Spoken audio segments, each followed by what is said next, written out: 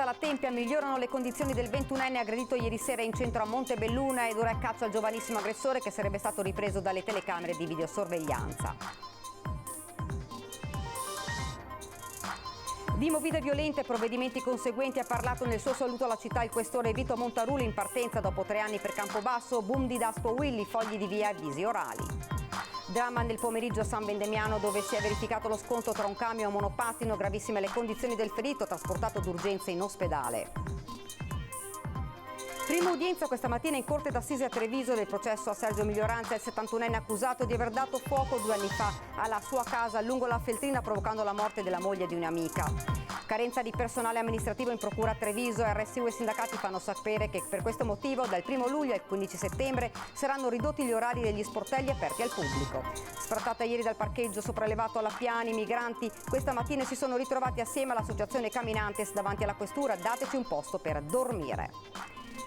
Nel quartiere trevigiano di Santabona, salvato dalla polizia locale un gatto lasciato solo e senza cibo dai proprietari partiti per le vacanze in Colombia, ora rischiano una denuncia.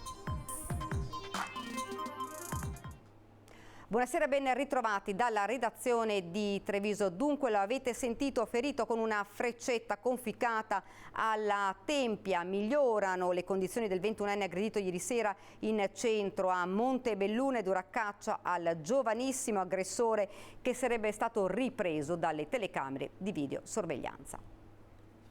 Si stringe il cerchio per arrivare all'identificazione del giovanissimo che ieri sera, in seguito ad un alterco, ha aggredito un 21enne conficcandogli una freccetta da tiro al bersaglio alla tempia.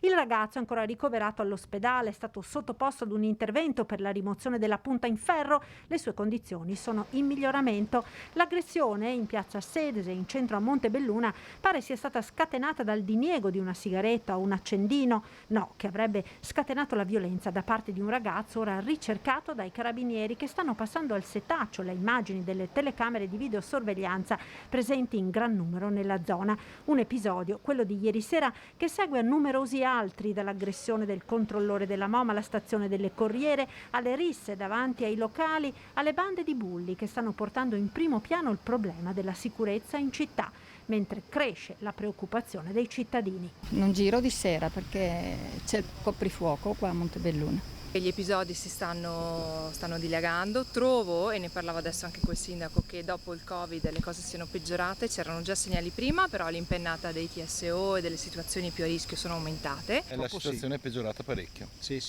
bisogna dirlo che la sera quando esci, oppure anche tante volte in qualche manifestazione, ci si trova davanti a ragazzi o ragazzini con un po' bellicosi, diciamo, da questo punto di vista. Vanno nei bar, si prendono da bere, ovviamente senza pagare allora il titolare, e poi cominciano a buttare per aria tutto, a rompere, insomma, scene, sì, no, bel mondo.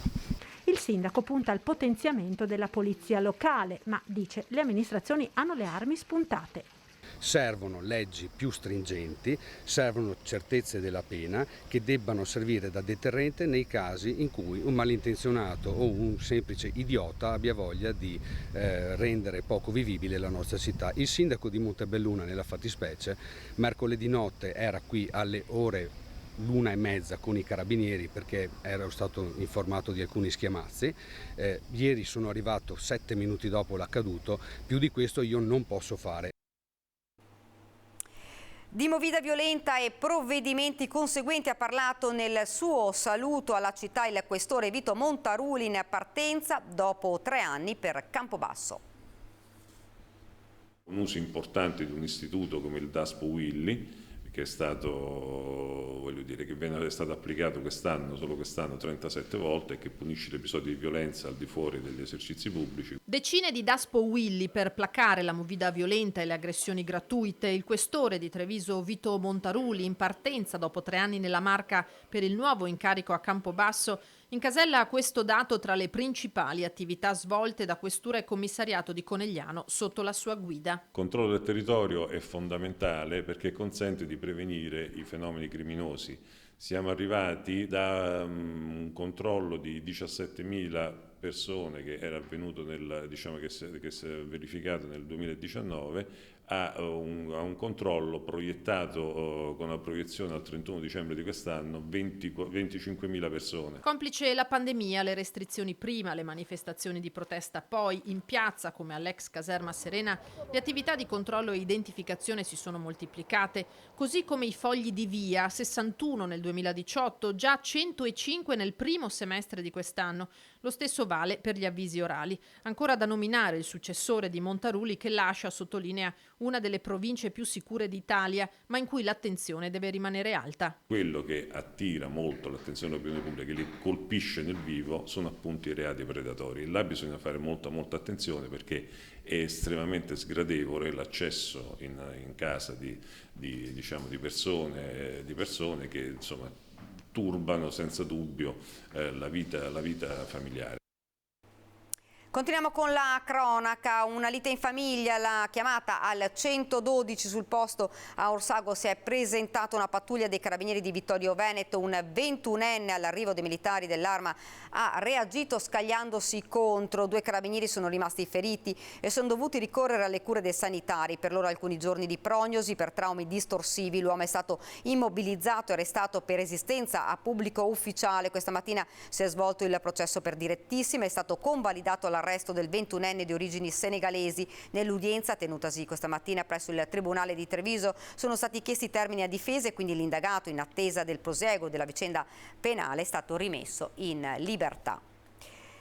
E grave incidente stradale questo pomeriggio a San Vendemiano in via Liberazione, un 44enne residente a Miane in monopattino si è scontrato con un camion, l'impatto è stato violentissimo, l'uomo è stato sbalzato sull'asfalto, sul posto i sanitari del 118 intervenuti con l'elicottero, il 44enne è stato trasportato al Cafoncello dove ora è ricoverato in rianimazione, sul posto anche i carabinieri che ora indagano per accertare le cause ed eventuali responsabilità dell'incidente. E prima udienza questa mattina in Corte d'Assise a Treviso del processo a Sergio Miglioranza, il 71enne accusato di aver dato fuoco il 10 giugno di 2 anni fa alla sua casa lungo la Feltrina, provocando la morte della moglie e di un'amica.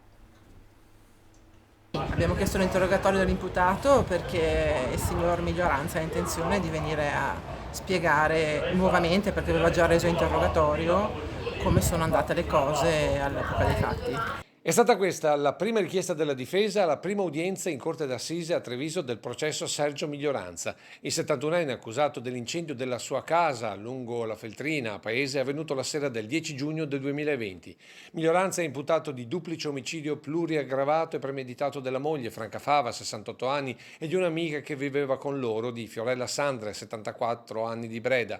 Miglioranza deve rispondere anche di incendio doloso, violazione dei sigilli apposti sull'area e tentata truffa ai danni dell'assicurazione. E nell'udienza di oggi si sono costituiti parte civile sia i figli di Franca Fava che l'assicurazione Vittoria. Ma ritengo che sia un atto quasi dovuto, nel senso che li comprendo e probabilmente al loro posto avrei fatto lo stesso. La seconda richiesta della difesa riguardava gli arresti domiciliari a cui Miglioranza è sottoposto da 15 mesi. Abbiamo chiesto oggi che la Corte valuti un'eventuale revoca o comunque attenuazione, pur mantenendo eventualmente delle altre forme di misura non custodiali, quale l'obbligo di dimora, eventualmente associato anche all'obbligo di presentazione all'APG.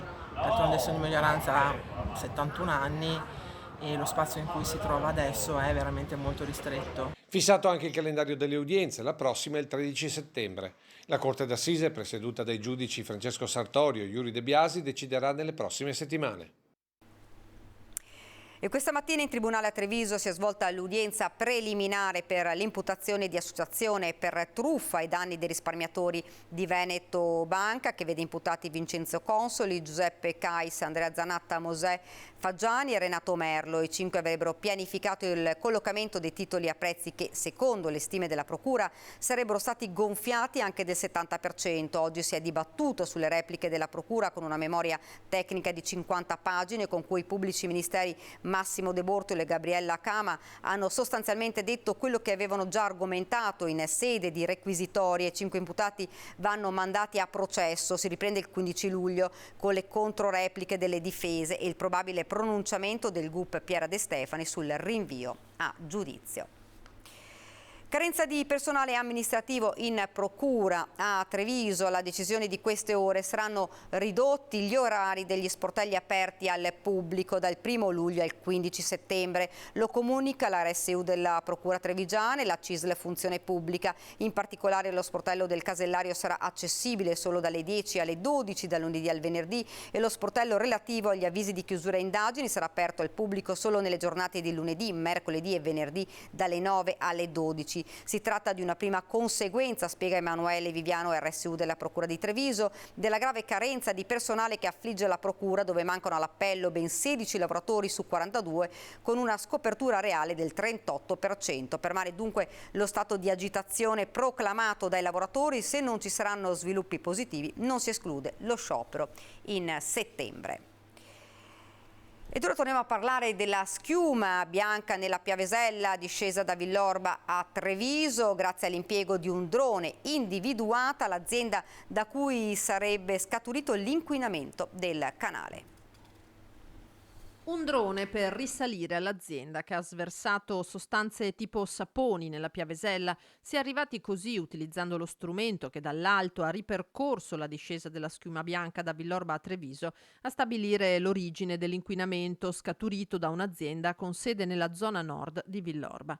La densa schiuma bianca, che ha subito allarmato tutti, facendo scattare l'intervento di vigili del fuoco e ARPAV e le indagini dei carabinieri del NOE e delle 2 polizie locali, è arrivata rapidamente fino a Treviso e alla Restera. È stata proprio la polizia locale del capoluogo a mettere a disposizione il drone con cui si è risaliti all'attività produttiva ritenuta responsabile della fuoriuscita di tensoattivi nelle acque della Piavesella. Il titolare rischia ora una denuncia per inquinamento delle acque superficiali con relative sanzioni.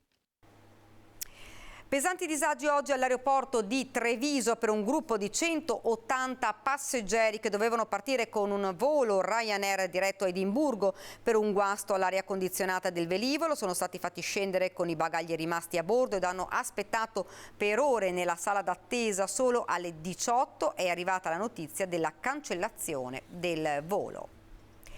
Ed ora ci spostiamo a Mogliano, Consiglio Comunale del Passaggio. Ieri sera a Mogliano, passaggio perché il sindaco Bortolato ha comunicato ufficialmente l'addio alla Lega e il transito al gruppo misto. Chi si aspettava reazioni, soprattutto dal pubblico, è rimasto deluso. A Mogliano un Consiglio Comunale tranquillissimo ha preso ufficialmente l'addio del sindaco e della sua maggioranza alla Lega. Voglio rassicurare il Consiglio e i cittadini che la nostra decisione non preclude in nessun modo il proseguo dell'attività amministrativa. Nessuna reazione né dai consiglieri né dal poco pubblico presente, peraltro molto più interessato agli altri punti all'ordine del giorno. Questo passaggio sta passando quasi indolore. Abbiamo comunicato la nostra decisione al Consiglio Comunale come di dovere nel punto che riguardava le comunicazioni e la discussione è rinviata al prossimo Consiglio Comunale che è stato indetto dalla minoranza, dove c'è una mozione di sfiducia nei miei confronti, sfiducia che non c'è perché la maggioranza rimane compatta nell'appoggiarmi ed è stato ribadito anche dai 5 consiglieri che hanno appena cambiato gruppo. Consiglio che si dovrebbe tenere il 26 luglio, mentre la seduta è proseguita con altri 2 temi scottanti, primo dei quali il progetto di un impianto fotovoltaico a nord della città. Quello è un punto importante dove fortunatamente siamo compatti come amministrazione, come Consiglio, anche l'opposizione appoggia la nostra azione contro questo impianto che è un impianto assolutamente in un posto sbagliato. Poi altro punto importantissimo che voteremo questa sera è l'approvazione del piano degli interventi. Raccontato in questa carta dove sono previsti gli interventi urbanistici per i prossimi anni. Diventa finalmente esecutivo questo nuovo piano che riduce di molto la volumetria in città, quasi 100.000 metri cubi rispetto alle previsioni precedenti e che va a sistemare tutta una serie di cose sbagliate che conteneva il vecchio PRG che ormai ha fatto storia. Meno cemento nuovo, più rigenerazione urbana, partendo da un vero e proprio buco nero. Con questo piano degli interventi approviamo la demolizione e la rigenerazione dell'ex Essicatoio, una zona industriale presente all'interno della città che cambierà funzione e finalmente verrà recuperato quel bubbone all'interno di un quartiere residenziale della città.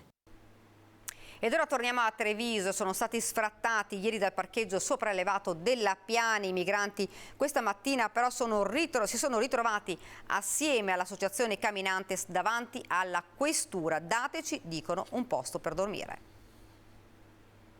Un problema che si trascina da tempo. Una quindicina di migranti bivacca nel parcheggio sopraelevato della Piani. Ieri, dopo numerose segnalazioni di protesta da parte dei residenti della zona, dei frequentatori del parcheggio e dell'amministratore della struttura, i vigili urbani, assieme agli operatori della Contarina, si sono presentati lì. Hanno rimosso coperte e sacchi a pelo e hanno provveduto alla sanificazione dell'area. I migranti infatti si sono sistemati nella piccola zona vicino alle scale. Questa mattina si sono presentati davanti alla questura per chiedere di trovare una soluzione, un posto per dormire. Da questo punto di vista sinceramente noi abbiamo delle grosse perplessità, soprattutto per quanto riguarda per esempio la caserma Serena, che ci ricordiamo ha avuto più di 1000 ospiti nel passato e in questo momento non è assolutamente a quei numeri, quindi evidentemente gli spazi ci sarebbero per poterli ospitare, ma non c'è la volontà. Intanto non si spostano e questa notte continueranno a dormire qui. Immediata la risposta della polizia locale.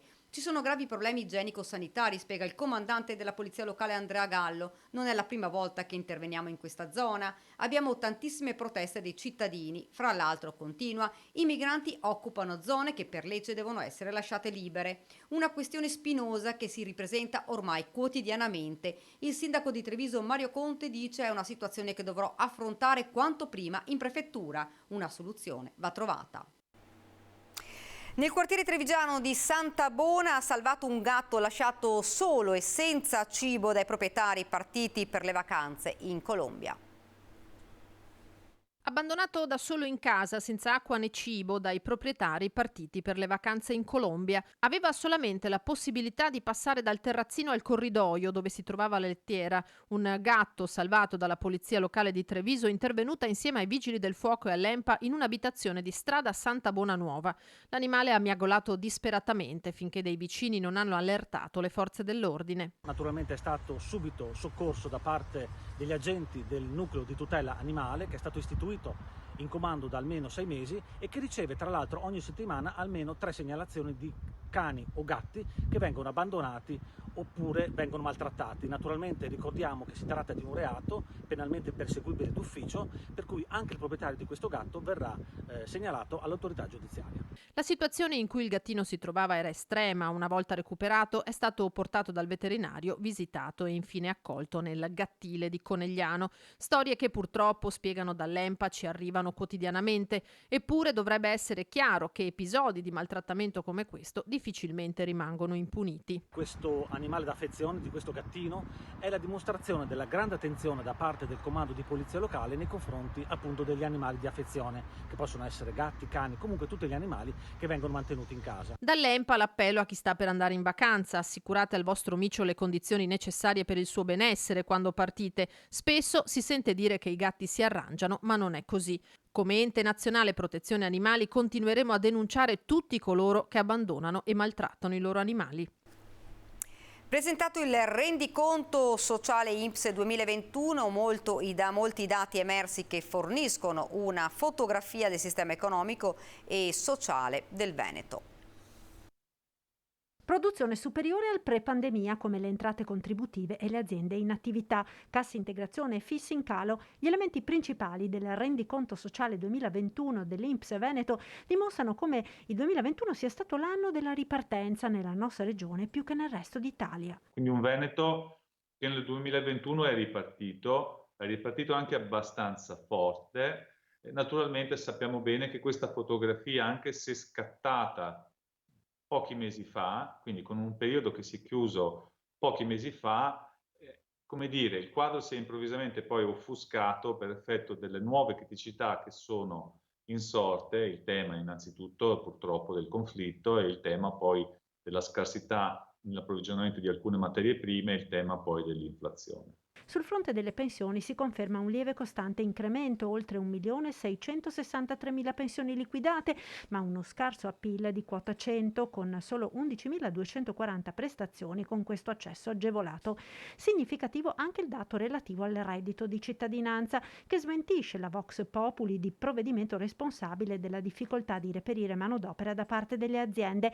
Le domande sono in calo, 37.513 rispetto alle oltre 61.000 dell'anno precedente. A fronte di una popolazione che rappresenta il 10% di quella nazionale, il reddito di cittadinanza in Veneto è chiesto da una percentuale molto più bassa. Nel 2019 si era partiti da un 3,8% del totale nazionale, in questo momento siamo, nel 2021 è stato chiesto nel 3,2% dei casi, ma posso aggiungere che nei primi mesi del 2022 questa percentuale è scesa ulteriormente. Adesso siamo attorno al 2,8%. La spiegazione che ci siamo dati è che probabilmente nel tempo, anche per effetto di controlli che si sono percepiti come essere molto più stringenti di quanto probabilmente qualcuno poteva pensare, le persone che chiedono il reddito di cittadinanza progressivamente e sicuramente in Veneto sono persone che hanno effettivamente i requisiti per poterlo chiedere. Nel 2021 sono state oltre 3.000 le revoche del reddito e oltre 10.000 i nuclei familiari decaduti dal diritto. Ed ora parliamo del settore dei trasporti. Tra criticità e mancanza di manodopera, Vazzola, Confapi Treviso e Venezia, in collaborazione con Apindustria Servizi SRL, insieme per trovare soluzioni per rispondere alle esigenze degli imprenditori del settore. La parola d'ordine è trovare delle soluzioni e delle strategie per la crescita del settore. Un momento questo per il comparto di grandi criticità e dove si sente sempre di più la mancanza di manodopera. Così Confapi, Associazione delle piccole e medie industrie di Treviso e Venezia, hanno organizzato un incontro per fare il punto della situazione. Stefano Marcon, presidente della provincia, ma autotrasportatore, è chiaro. Questo, dice, è un settore strategico, bisogna lavorare tutti insieme. Laddove sia possibile, cercare di portare avanti le istanze del settore del trasporto a tutti i livelli e farlo in modo coeso, cercare di far squadra, come è stato detto, no? Squadra non è solo farlo tra aziende di trasporto, squadra è farlo anche ai vari livelli come mondo sindacale. Concetti questi rilanciati anche da William Beozzo, presidente di Confapi Veneto, che ha sottolineato l'importanza di partire dal basso con obiettivi comuni.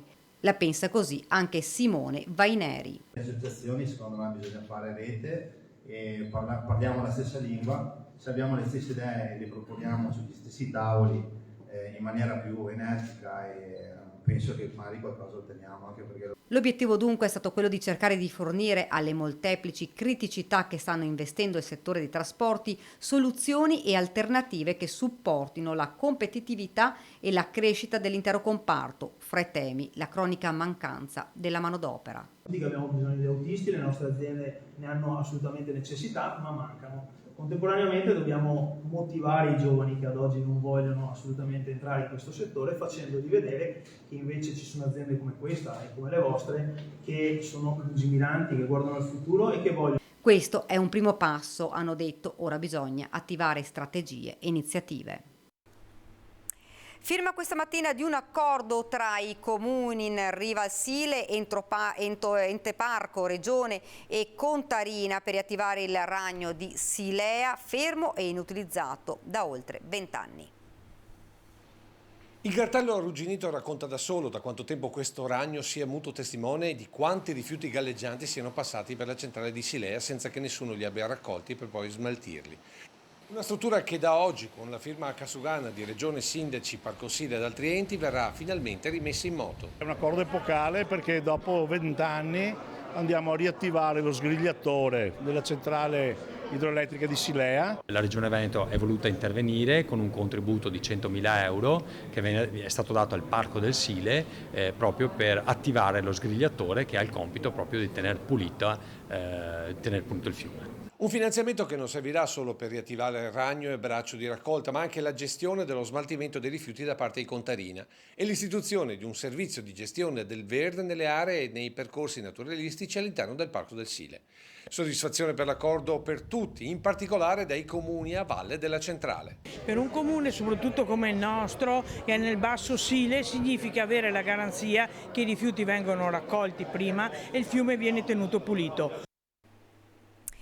Serata di presentazioni ieri per il 32esimo Palio del Vecchio Mercato di Montebelluna che si svolgerà dal 31 di agosto al 5 settembre prossimi. Un'edizione che dopo la ripartenza del 2021 vuole essere di rilancio non solo per la manifestazione ma per l'intera città. Tra le novità principali il progetto Plastic Free mirato a eliminare la maggior parte della plastica dell'area gastronomica. Dopo bicchieri e stoviglie verrà drasticamente ridotta la presenza di bottigliette d'acqua grazie all'installazione di appositi erogatori, un risparmio in termini di rifiuti di oltre 4 bancali di plastica. Altra importante novità riguarda anche Antenna 3 perché la gara maschile in programma domenica 4 settembre alle 16:30 sarà trasmessa in diretta sulla nostra emittente.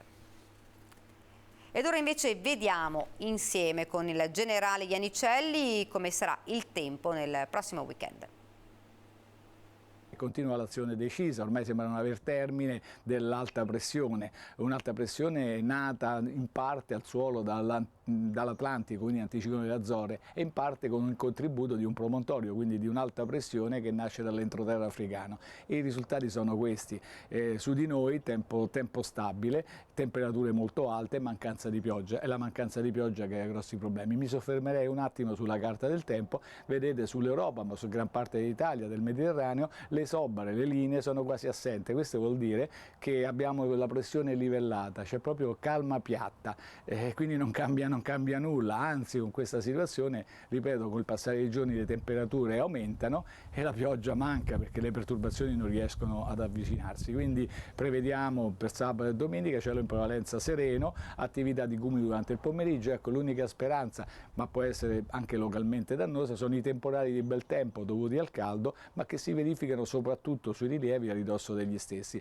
È grave però, come dire, preoccupante il fatto che anche la prossima settimana in gran parte sarà dettata, sarà gestita dall'alta pressione, quindi ancora questa situazione di caldo e di mancanza di piogge, ma addirittura da metà della prossima settimana le temperature cresceranno ulteriormente. Intanto abbiamo prossimi 2 giorni 21 ai 20 gradi le minime, le massime 32-33 gradi e non basta. Per quanto riguarda i venti sono deboli, abbiamo detto, con questa situazione, abbiamo un po' di brezza e questo è salutare, allevia un po' i disagi lungo le coste grazie al mare, e il mare è previsto da quasi calmo addirittura. E siamo arrivati alla nostra pagina da Belluno e provincia.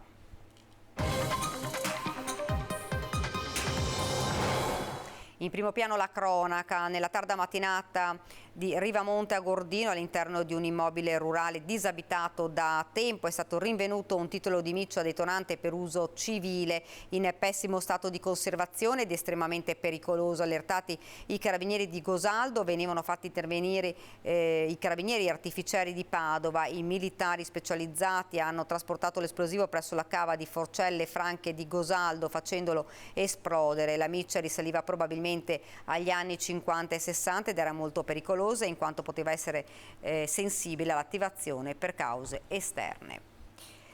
E rimane l'emozione per l'addio a Leonardo Del Vecchio, emozione anche, ma anche sottolineature per una palpabile distanza tra lui e il mondo politico. Il giorno dopo il funerale, il giorno anche dei commenti su chi c'era e chi non c'era. Mentre i resti mortali di Leonardo Del Vecchio lasciavano la sua Agordo per la sepoltura a Milano, nei media si cominciavano già a sottolineare le assenze del mondo politico, che sarebbero state notate anche dai familiari del grande imprenditore. A parte il ministro D'Incà per il governo e l'assessore Bottacin per la regione, si notavano più le assenze che le presenze, tra le quali invece, mescolati tra le migliaia di persone che lo hanno amato, c'erano molti rappresentanti del mondo bellunese, a cominciare dal neoeletto sindaco del capoluogo.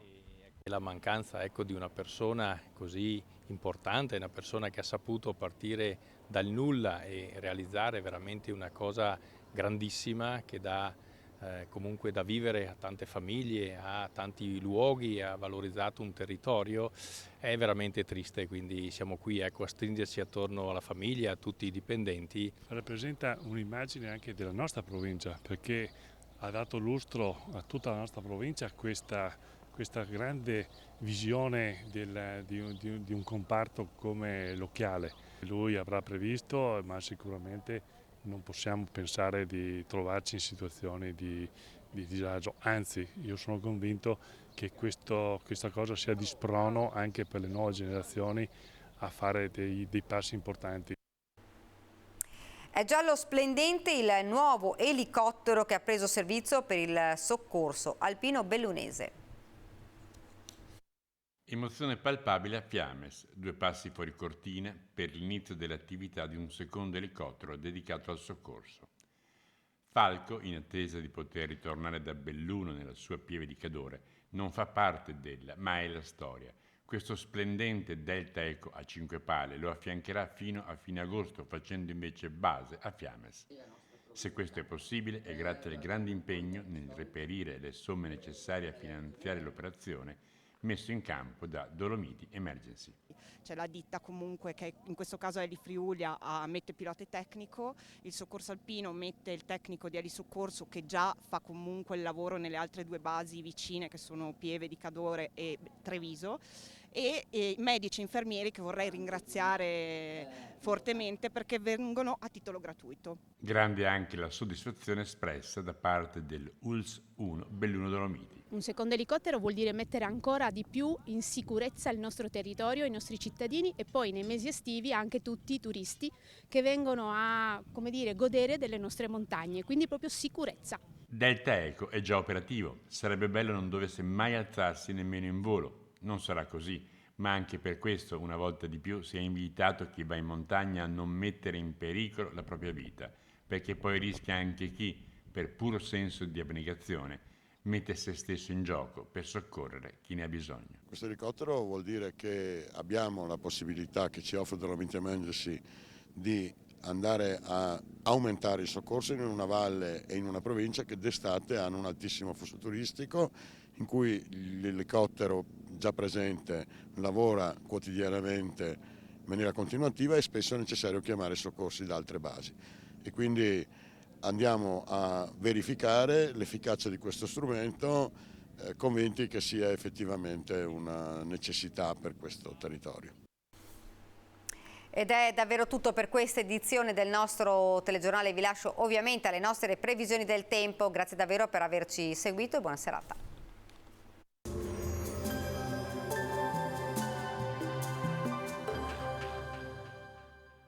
Da oltre 40 anni Bacifrutta c'è per te.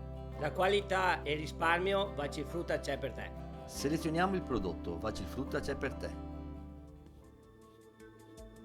Benvenuti al Meteo. Ci aspetta un weekend all'insegna dell'anticiclone africano con caldo e afa alle stelle. Vediamo il dettaglio di sabato 2 luglio. Sul Veneto sarà asciutto e soleggiato, cielo in prevalenza sereno in pianura. In montagna da sereno a poco nuvoloso per qualche cumulo a ridosso delle cime nel corso del pomeriggio, ma innocuo, non sono infatti previste piogge degne di nota. Venti localmente moderati da nord-est, temperature in aumento. Le minime infatti saranno comprese tra 16 e 24 gradi. Le massime oscilleranno tra i 29 e i 34 gradi. Spostiamoci ora sul Friuli Venezia Giulia, anche qui cielo sereno. Sui monti nel pomeriggio possibilità solo di qualche annuvolamento. Soffierà Borino che farà salire la temperatura ma scendere anche un po' l'umidità.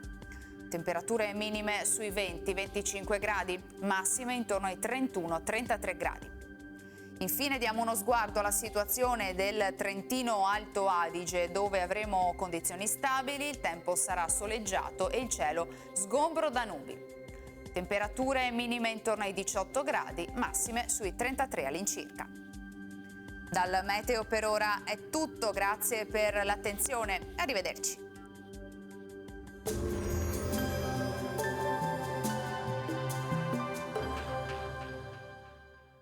Da oltre 40 anni Bacilfrutta c'è per te. La qualità e il risparmio Bacilfrutta c'è per te. Selezioniamo il prodotto, Bacilfrutta c'è per te.